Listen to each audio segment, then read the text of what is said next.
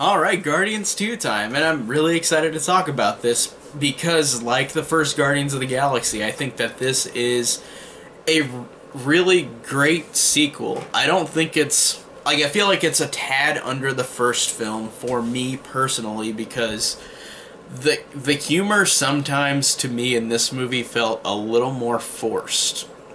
And I can understand why it makes sense in a sequel of something that did so well with something that you might encounter that issue, and I just felt that a little bit in this movie, and it wasn't bad. Like, the humor was still funny. There were just a couple moments where I was just like, okay, you could have held off on that if it was an emotional moment. You didn't have to pop this up. But overall, this is still a really fantastic sequel. Um, the characters in this movie, like the first one, are still incredibly likable, still fun, funny. They have great moments, they have great emotional arcs to them, and they all are really great again in this movie. All the performances, like I mentioned in the last one, great. All the heroes are great. Um, I really love how you get Peter Quill in this movie, who, like in the first one, who you never knew who his father was, and his mother died, and then she mentioned in the first movie that he was like an angel, and you kind of people kind of thought it would be Yondu maybe because of the way that Yondu, like, you just kind of assumed he could be one of the options. But I like the idea that he gets a father in this movie, Ego, played by Kurt Russell, which is awesome casting. Kurt Russell is a great actor. I love him so much, but I love how he's Ego. He is his father, and I love how you realize that Star Lord is, or Peter Quill is something more than what they thought he was, and the reason why he could survive when he grabbed the grabbed the orb at the end of the first one, in which his father literally creates life, and he could do that too. And I really like that arc and that connection with father and son, and how you realize just like the connection between them, the connection between what Ego wants for Peter, and then realizing how Ego is the villain of the movie, quote unquote. And I really thought that just Chris Pratt is just great, like he was in the last one, and Kurt Russell as Ego is really fantastic. He was a great villain, and I love the fact that as a villain, he does want to take over the world essentially, but the way that he did it in this movie was really cool. The way that he wanted to take, like, he's taking over life with his abilities, like he's taking over everything, and I like the idea of that.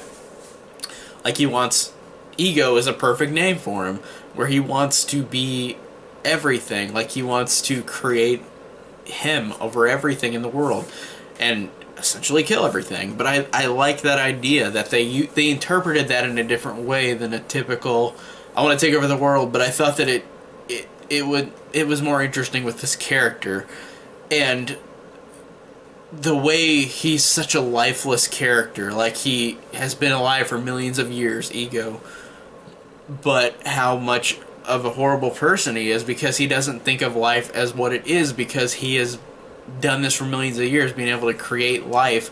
So why does life matter to him at all? Like, it's something that can be gone, brought back as something else. So he doesn't care about life and connections. And I love the idea of him with Peter Quill, and how Peter Quill has connections with all the Guardians. And I think that that's really great. A great dynamic between the both, and why Peter essentially makes the decision not to become, like, he needs Peter to create this dream of his. And I love the idea of how he doesn't, and how Peter Quill decides not to. And that scene where Ego, whenever he's talking to Peter about his mother towards the end of the movie, where he even says it in such a nonchalant way, which really shows how this character does not care about life, but I get why, because he created life, destroyed life, he doesn't think of it as something that matters. So whenever you realize that, whenever he says the line, like, that he put the tumor in his mom's head, that was such a quick reveal in a great way. Like, it shocked me. I was like, wow, okay, that's terrible, and that's horrible, and despicable, and just how you saw from the first movie how that tragedy just, with him, it mattered not at all. Like, it literally didn't. So I really thought that that was a cool way of showing how this guy is a villain, but he doesn't care about life because he's created life, destroyed life. So it's not like he's had a connection. But like I said, with Peter Quill, it's a cool dynamic because Peter Quill has connections and friends.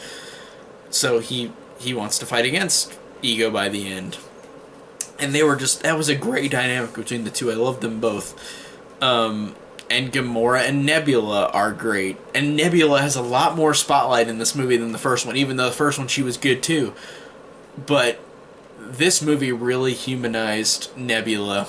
Because you know in the first movie that they are daughters of Thanos. I don't know about blood related, I can't remember, but they are daughters of Thanos, where they grew up with Thanos and why they're cold and desolate kind of people, Gamora and Nebula. And there's a scene where Nebula, like, this is a fantastic scene. I think Karen Gillan does a good job, like a really great job. And it really, these couple of lines really show how, like, it's great writing because you really immediately get what this character is and everything that has happened to her in a quick succession, but in a good way. She has a couple lines in the movie where she speaks of whenever she and Gamora were kids, they both had to fight each other because Thanos is so demented that he wanted them to fight each other. And every time they fought and Gamora won a lot, Nebula would literally get a piece of her body ripped off and it would become a robotic piece for her from Thanos. Like, it's like she lost a part of her real human, or not human, but her real skin, like her real body. And it works incredibly well because just Karen Gillan is really great in this movie, in the first one, and how she can flip from being this quote-unquote over-the-top character, and over-the-top is not an insult to her character at all. I'm not saying that. I'm just saying that she has a personality that is more, like, highly, like, it's not over-the-top, but you know what I mean? It's pretty strong. But if she can flip a dime immediately where she can have that one scene I was just mentioning about her talking about losing herself because of losing from Gamora, whenever she was a kid, and became more of a cyborg every time she got a piece of her body ripped off. And that, with her acting, with the writing, like, that scene is really, really fantastic, and it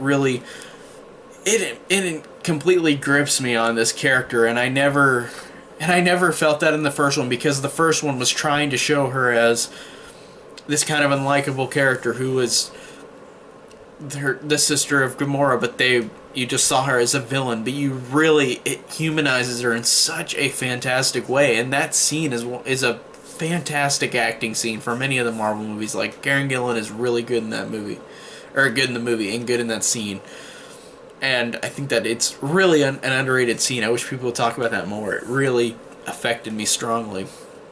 And Gamora, just her connection with her, you see more of how, like I said, with Nebula talking about it, but in the end, like, they come kind of full circle almost to a forgiveness thing where Gamora says, like, she wanted to live as much as Nebula did.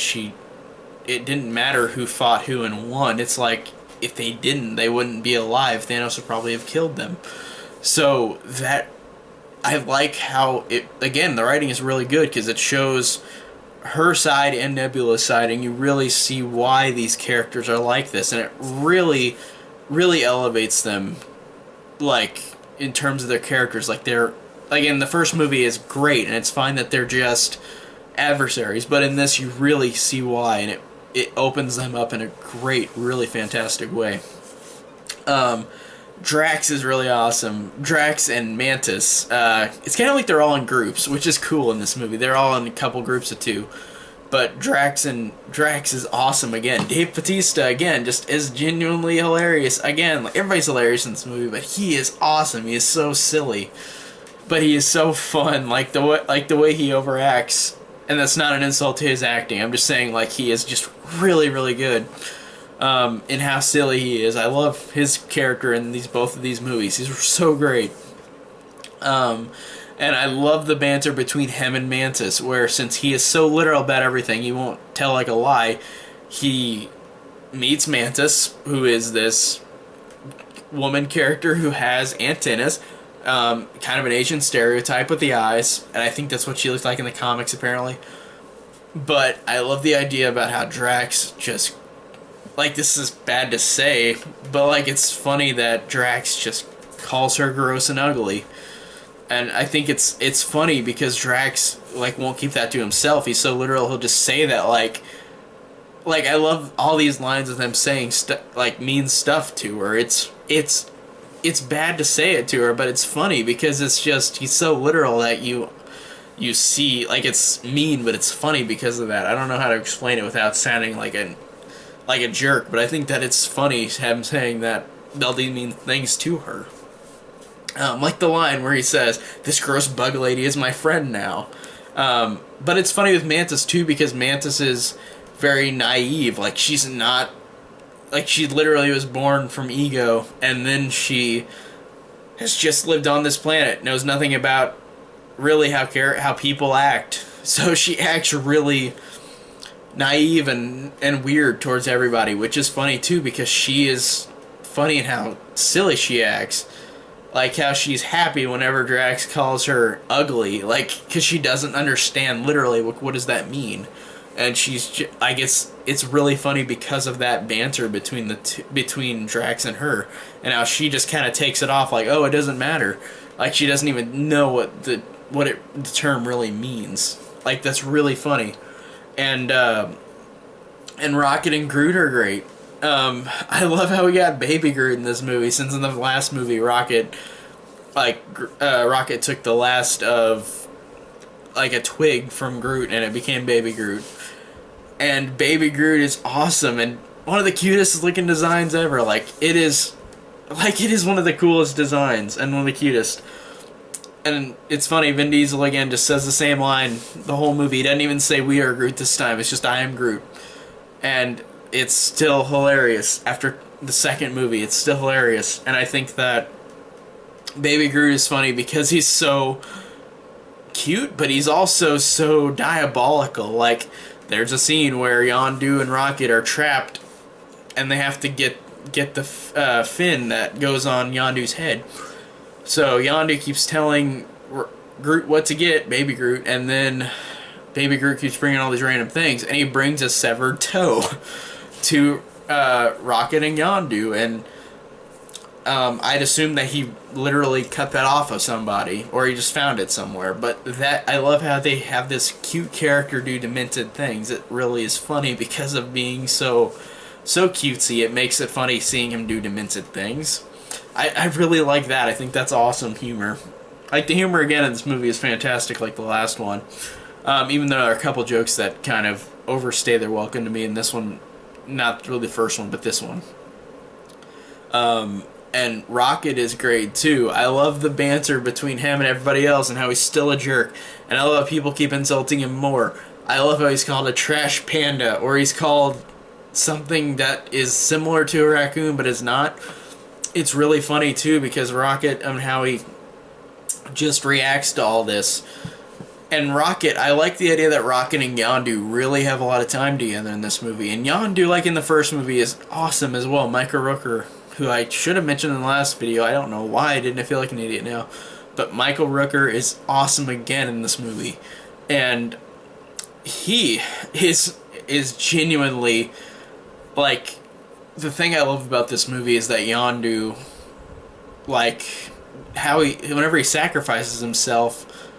It is really, really well done because the way that this character from the first movie to this movie, like he's not really as much of a jerk, but he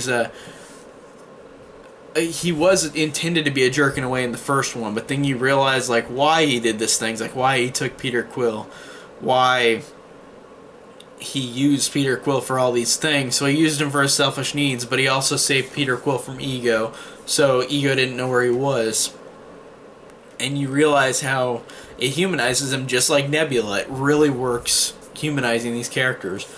And whenever he sacrifices himself in the end, the lines that he says are tearjerkers because they're just like, man, like, you are just getting me. And Michael Rooker is just a great actor anyway, and he really sells these lines, which were already great anyways, but like whenever he goes up, they go up and escaping the planet, and there's only one rocket left, and there's only one space suit to put over, and he gives it to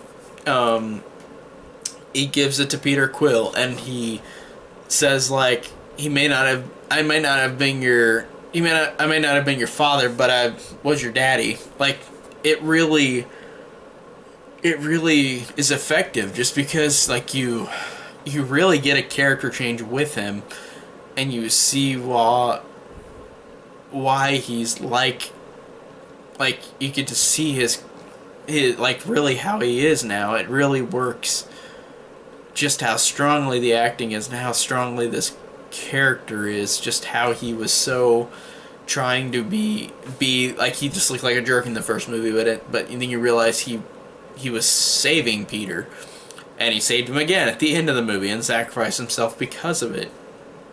And after he died, the scene where Peter Quill is talking about how he was like his real dad because he's the one who was there for him, not Ego, and how he gave him all these memories and all of this, and it really is effective whenever they do the farewell. And I really like how father and son, like Cat Stevens is playing too, whenever all of the other Ravengers come out and like put up like firework kind of things in space, where like they are honoring on Yondu whenever he's gone. And it's an effective ending, and I like how, even though we get after credit scenes which have humor in them, the movie, whenever it stops before the after credits, it ends on a sad note, or it literally ends with Rocket crying, and that's the last shot of the actual movie until the after credits. I like when they don't usually do that in these Marvel movies. I think that's cool, and that's great that it ended that way. And it was emotionally earned. Like, it was really strong because of these characters, because of the writing, because of the acting. Like, they all are really great. Again, just the characters are great, the story's great, the writing's great. James Gunn, again, it did a great job. And I just thought everything pretty much fell closely to perfect for me, like the first one, besides a couple jokes that lasted a little too long for me. And I don't know why. Maybe after multiple viewings I'll get over it, but just, I don't know, I felt like it was a little more forced in a couple instances in this movie. But overall, in terms of being so close to the original, it has, in terms of like being almost as good as the original, it really works strongly, and I really thought that this was a really, really fantastic sequel. Really, really great. Just loved it for so many reasons. Again, not my favorite Marvel movie, but it's up there. It's definitely one of the higher up ones. So overall, just really, really liked it a lot again, rewatching it. Okay, next up is Avengers Age of Ultron. So thanks for watching. See you guys there.